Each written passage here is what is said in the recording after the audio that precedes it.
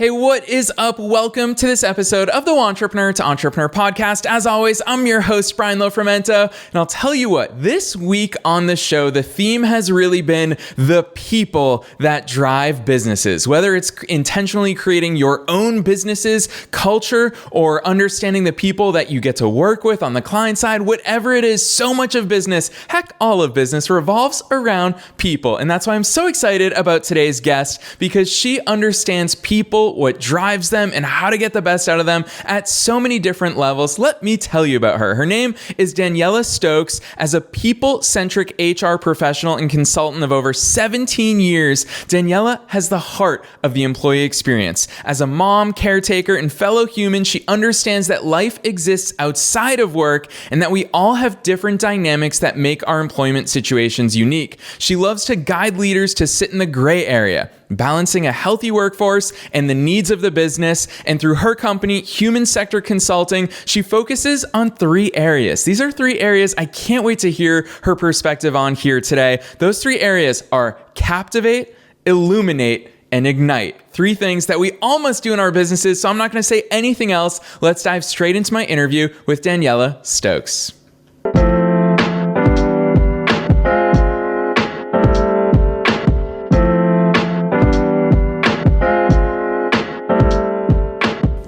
All right, Daniela, I'm so excited that you're here. Welcome to the Wantrepreneur to Entrepreneur podcast.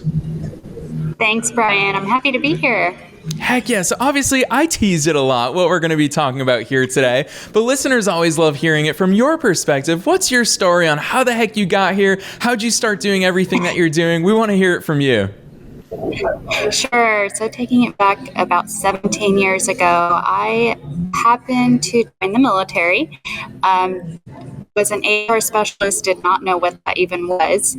And so by doing that, I got to kind of learn all the dynamics of HR and what it was. And of course, 17 years ago, things were drastically different.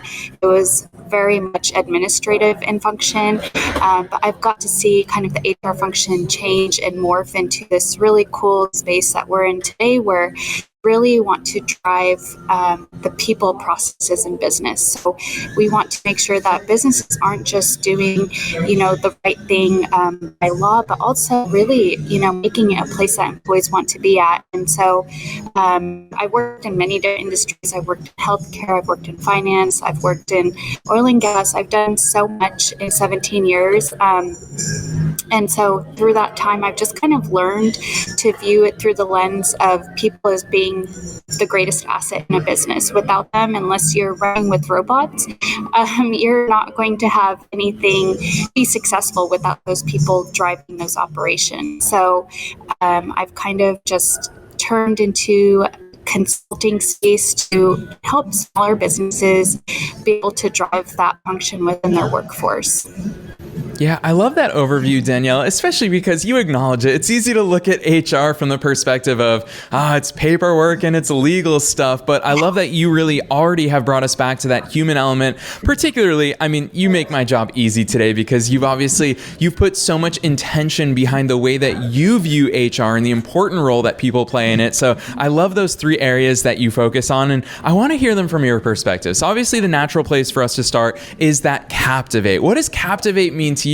We've obviously heard the terms employee engagement. For a lot of companies, it's just a buzzword, but how do we actually get into the real work of captivating our teams? Yeah, absolutely. So with captivating your employees, you really want to understand the space that they're in. It really depends on the industry and your company.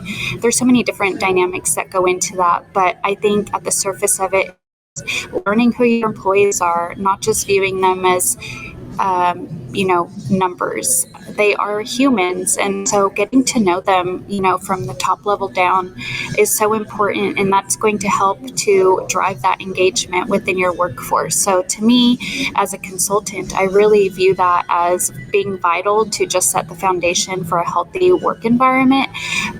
Learning what barriers there are existing, if they need more resources, if, there's certain benefits that aren't working for them, not assuming anything about your workforce. So to me, that's really vital in having a healthy work environment and having employees that are happy and engaged and wanting to be there.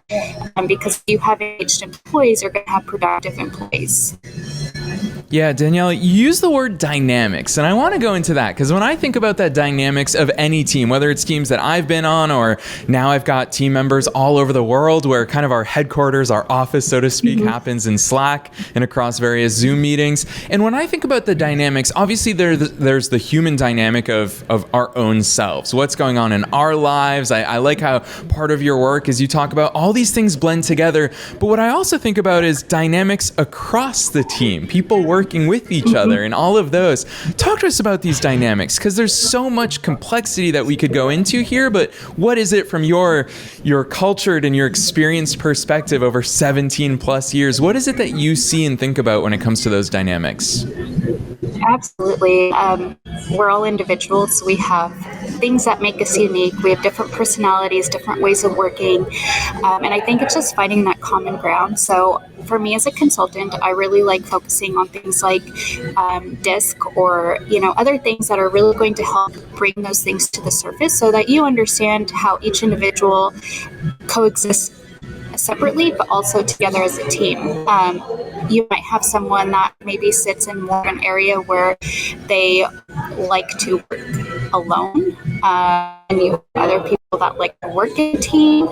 You have people that like to communicate this way and people that like to communicate that way. And just understanding all of those different things and bringing it together so that you are able to meet all of those needs and work and coexist together to, bring your business to light. And just understanding, not everyone works the same way. Not everyone learns the same way. Not everyone communicates the same way. And, being in America where we have such diverse cultures in our workforce, I think also that is another thing you want to consider is generational differences, also cultural differences. If you have people that you're in a big city, especially, you're going to have people from all over the world working on your different backgrounds. So it's important to understand, the things that we've experienced through our life and have brought us to this moment.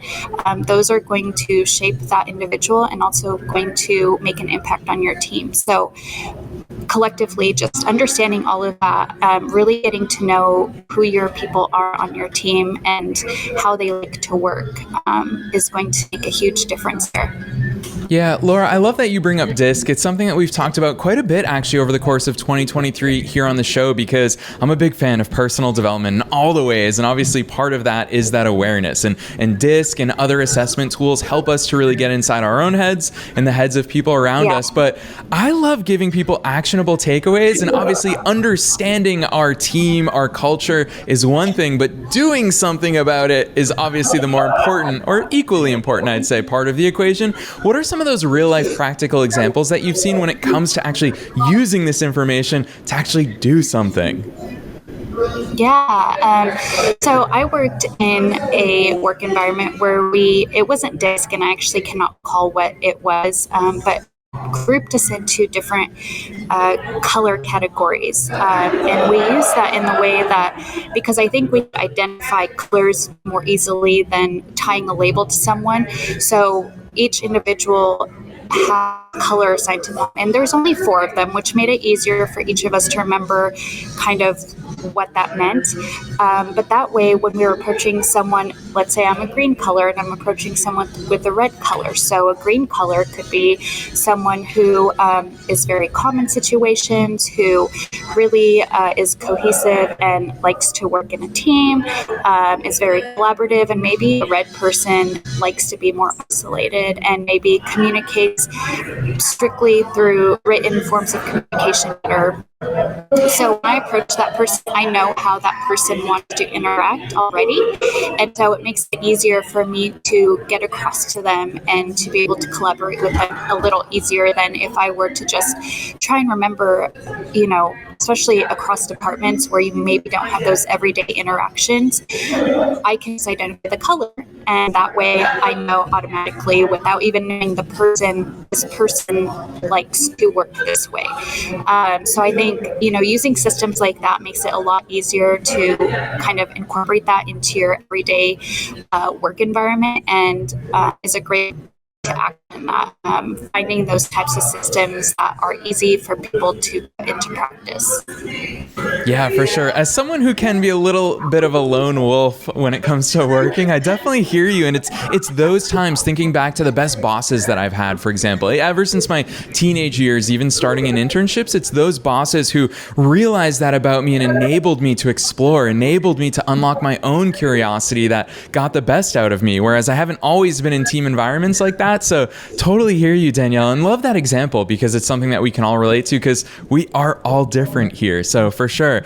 Let's move on to illuminate, because obviously every single listener, one thing that they have in common is that commitment to development. And I feel like as someone who has employees myself, as well as business partners in so many ways with inside all of my businesses, I hope that everyone is constantly growing and developing. Talk to us about illuminate and the role that that plays and how the heck we can do it as business leaders.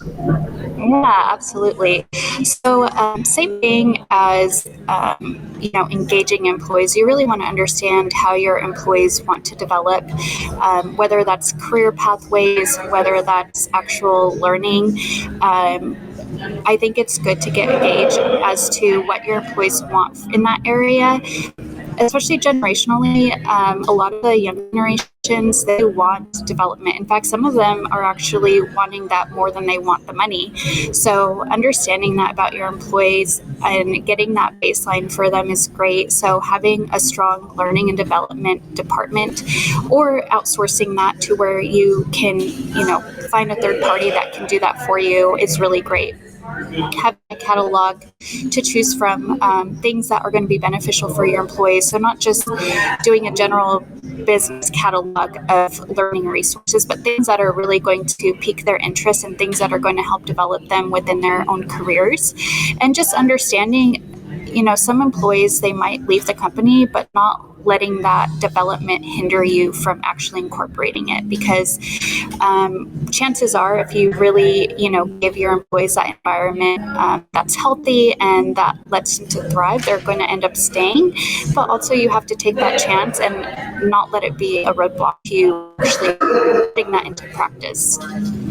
Yeah, I'm going to call that takeaway out for listeners right here, right now. It's something that took me a long time to understand as an entrepreneur myself. So Danielle, I love that you called that out, is that obviously it is that when we come from a scarcity mindset, it is that delicate balance of, well, I really want this person to grow, but I don't want them to leave me. But I love the fact that you pointed it out for listeners at all levels of your business, by the way. So many of you listeners might have freelancers that are working with you on a project basis. Your goal should be to help them develop as your company develops as well. It's a huge opportunity area. Danielle, I'd love to hear your perspective on some of these ways that we can facilitate that learning and development. You talked about whether we do it in-house or finding external resources to do that. What types of things can we do to pave the way of illuminating our teams and our employees and our freelancers, our outsourced workers, however it is that we structure our businesses? What types of things should we focus on when it comes to that development? Sure. I think one of the greatest ways you can do that is actually developing a mentorship program within your companies. Having someone that's experienced might be a little more difficult if you're a smaller business and don't have that capacity. But if you are, at least 50 or more employees, it might be more feasible for you to do this in your company. But having a mentorship program where you have senior individuals who are more experienced in their roles take on someone who is more junior or on entry level to their role, and just helping guide them and let them learn that way. I think that is sometimes one of the most beneficial ways, because they don't feel so alone in that journey of developing themselves, especially if they've only been, the industry or their career for just a few years. They don't really know what direction to turn. And so I'm a huge fan of mentorship and having a mentorship program Or if you can't do that internally, if you know people outside of your company that maybe have that capacity to do that, guiding those people to find them or teaching them how to find mentors outside of the company themselves. I think that's going to be really great and more cost way to develop your individuals. In addition to that, I think, having an LMS is a great way to do that. Really catering it towards your workforce to what their desires are and what needs that they have. And then also looking at growth plans. That's a really great way to just get that feedback from your employees as to what areas they feel they're strong in, what areas they feel that they're weak in, and able to guide them that way. From that aspect, I'd say you might want an HR consultant if you don't have HR team members on staff. But that way you can come up with a plan to really tailor it individually and make sure that they're getting the most out of their own development. I'm going to ask you this, Danielle. Listeners love roadmaps. They love plans. You just introduced us to a growth plan for our team members. What does a growth plan look like from an HR professional like yourself? Yeah, so a growth plan is going to be a plan that you put together. Typically, I like to document it on paper, but you sit down with an employee. It's similar to a performance evaluation, except it's more going to be tailored towards what things do employees want to learn, what areas do they want to grow in, what areas do they feel that they need more help in. And so you sit down with an employee and you talk through them. What is their situation? Where are they at in their career? Where are they at in their role? And come up with several goals that are actionable. I'd say a timeline of 6 months to a year. And then you set up little baby steps. So it could be every 3 months. It could be every 2 months. It could even be a weekly thing, depending on how long your timeline is. And you just check in with them and you give them those resources that they need and you see how they're feeling. And by the end of that period of time, all of those goals that you set at the beginning should have been met. But these are going to be ways, for example, I'll use myself as an example. If I was a young HR professional in my career and I didn't know a whole lot about compensation, I might have a supervisor that sits down with me to develop this growth plan. And I would maybe have a goal where I learn about compensation systems or I learn about merit systems. And over the course of 6 months, within that time frame, maybe every month or so, my supervisor will check in with me and he or she will sit down and say, hey, how are you feeling? Are you meeting these goals that we have to get you to the end? And from there you can tailor it. Maybe they still are understanding a certain concept. You can spend more time in the area. You can set additional goals. You can lengthen your timeline that you have. So then by the end of it, you feel like that employee is grasping that concept better or, understanding that area that they felt weak in or just want to learn more on. And so you could do this as many times as you want. You can set a schedule for every employee to do this every year. It's just a really great way to let it be more tailored to each employee and what their needs are.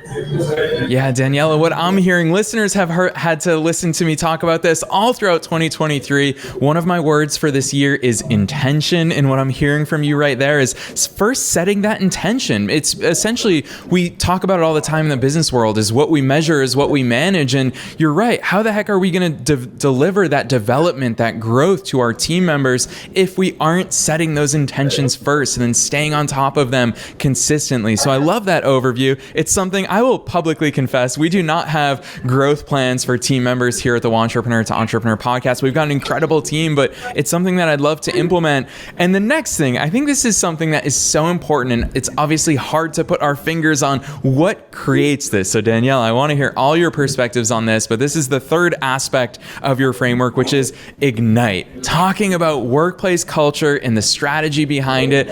How the heck do we even go about building a workplace culture? Where's the culture come from?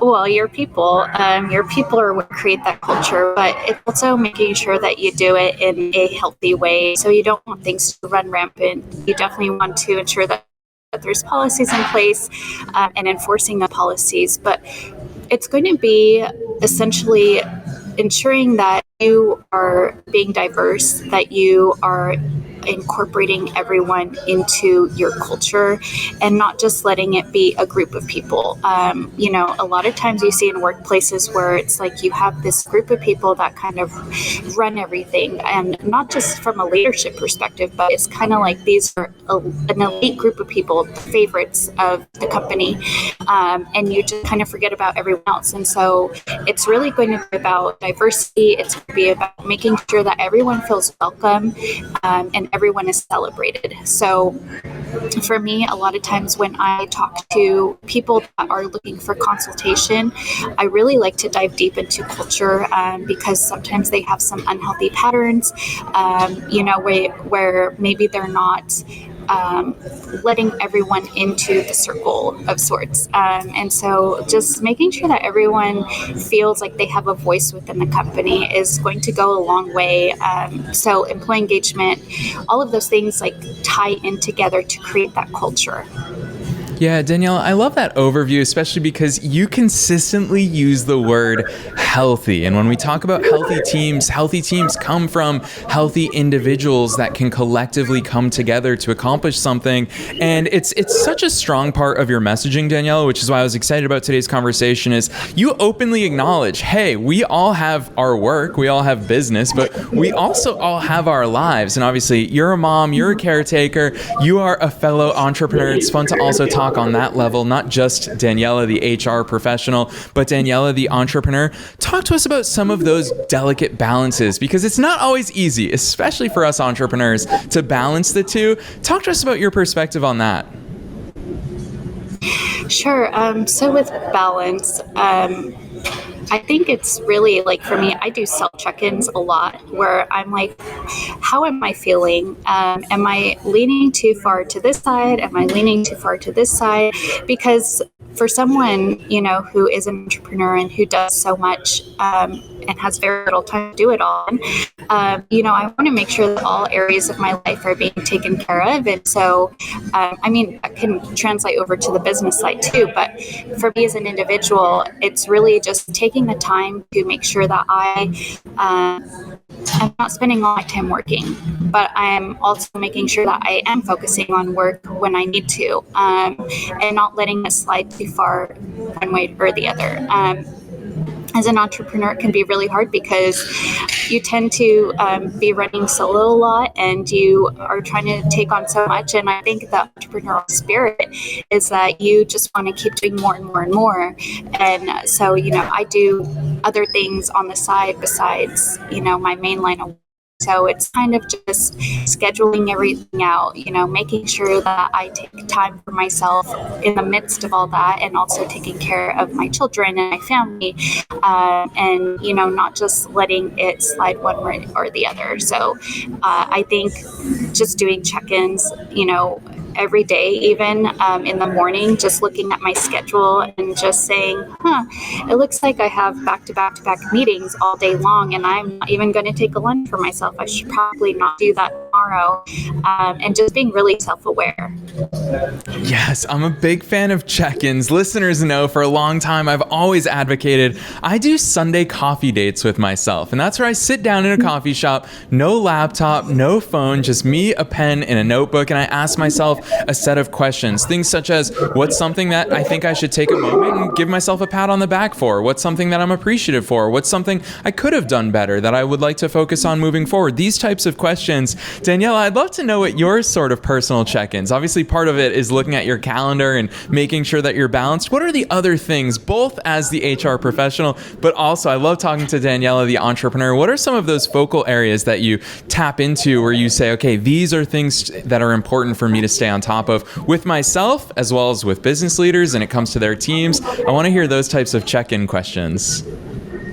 Yeah. So for me, I feel like I'm comprised of 3 different areas. So that's going to be my spiritual, my mental, and my physical. So I really like to make sure that all 3 of those things are in check.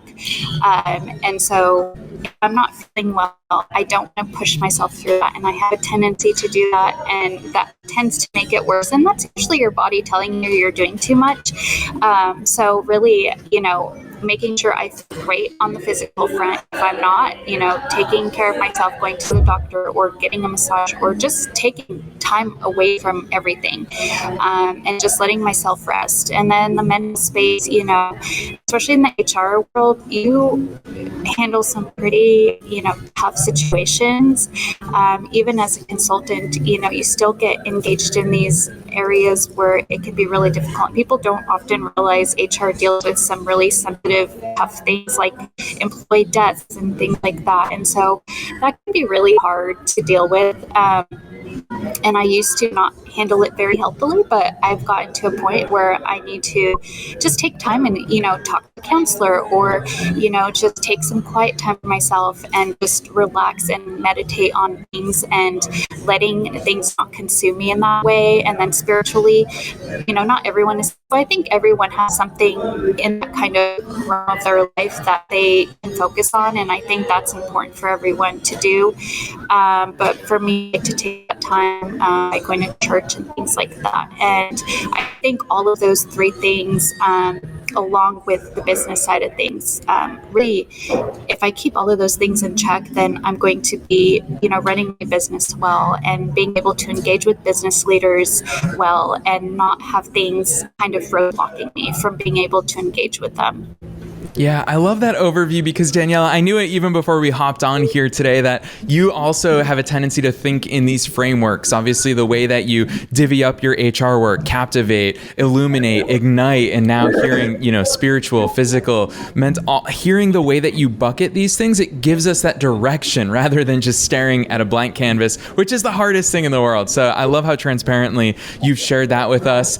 As we come towards the end of our session here today, there's obviously so much from an HR perspective that we could tap into. And I'll tell you what, as the host of the Wantrepreneur to Entrepreneur podcast, talking to you, I know that you've worked with big businesses. And I think that for us as smaller business owners, there's so much that we can learn, both good and bad, from bigger businesses. And I think that there's things that give us the advantage as small businesses that maybe we're more nimble, we're quicker to adapt than bigger businesses. But with all of that in mind, Daniela, I'm curious to hear your perspective. What's something that you've observed in bigger businesses from an HR, maybe a cultural perspective, that you say, holy cow, if small businesses could either steal this idea or improve upon this idea or do this differently, it sets them up for success in the long term as they're beginning that growth journey? Mm-hmm. So typically, with bigger businesses, they have the advantage that they've been around for a while, so they've had time to kind of look at their environment and build that environment. But yes, they do have challenges there, but they have just the experience of, understanding how their employees look at things and how they work together. But I think most importantly, it's going to be that they, not every big business does this, but working collectively across their departments and not letting things become siloed. I've seen that in bigger businesses where they do that. And you have a lot of employees that feel very isolated, and there just seems to be this intersection where it feels like they're at a permanent stoplight and they can't get across to the other side because their departments aren't working well together. But the big businesses that do that really are collaborative, those are the ones that really go a long way, because information is being shared, there's knowledge share, there's so many advantages to departments working well together, and so I think even incorporating that into a small business, just not letting separate areas be separate, but instead finding ways for them to work together. Because just like you think of groupthink, it kind of avoids that whole thing where you are actually incorporating new ideas, incorporating innovation and things like that across your company versus just keeping it in one area. Maybe you have a really strong department over here, but if you're not letting them, collaborate with other departments, then it's just always going to stay in that area. Yes, I love that advice, particularly because that is something that is so easy for us to fix, especially when we're small. Heck, Heck, I can even remember when I started my marketing agency in 2012, we were a team of two, just my business partner and I, and we had different focus areas, but we always had that weekly meeting with total openness and transparency to share what we were focusing on in our own given departments, if you will, even at that level. And hearing the other person's perspectives on it always led to fresh ideas and growth opportunities. So Daniela, I love that. As we come towards the end, I love giving my guests the difficult part of the episode, which is summarizing. What is an action that you want listeners to take? We talked about so many different things, from creating that corporate culture to employee engagement to always focusing on that learning and development, that growth plan for all of our team members. Heck, I'd argue we could even benefit from that for ourselves in our own businesses. But with all these different things we talked about, Daniela, what's the one thing that you'd love to see every listener do from here? Yeah, I would probably say I would like every listener to look at their employees and say, am I viewing them as an asset or am I viewing them as a number? And if you are not viewing them as an asset to your company, because really without them, you are not going to exist, taking time to come up with a plan to move in that direction, to make them feel valued and appreciated, and like they are the driving force to your business. Yes. Daniela, you know what? I didn't expect you from an HR perspective to be so strategic and intentional into that, for that to be such a theme of today's session, but you've said the word plan so many times that you've made me feel exposed for not having a plan. I've got all these strategic plans, marketing plans, growth plans, but not necessarily a people plan, and I think that's such a big takeaway from today's episode. Daniela, I've loved hearing all of these insights. I know listeners are going to feel challenged in the same way that I do, so I know that people will want to check out all the awesome work that you're doing, both personally, professionally, with your company. So drop those links on us. Where should listeners go from here? Great place. Just come to my LinkedIn. It's going to be LinkedIn/n/BJWAHLST. And just connect with me that way. That's probably going to be the easiest way to get in touch with me. And I'd love to help you in your people spaces. Yes, listeners, you all know the drill. Wherever it is that you're tuning into today's episode, check right below the play button and you'll find the link to Daniela's LinkedIn. It's actually how we came across her work. She has so much good messaging and information on her personal LinkedIn about all these things that we talked about here today. So definitely check out Daniela's LinkedIn, hit that connect button, and say thank you to her for coming on the show today. It means so much when people put themselves out there, and way too few people take action on that and put themselves out there to make those connections. So Daniela, I'm excited for listeners to go deeper into the work that you're doing with Human Sector Consulting. And thank you so much for sharing all of your knowledge and experience here on the Wantrepreneur to Entrepreneur podcast. Thank you, Brian.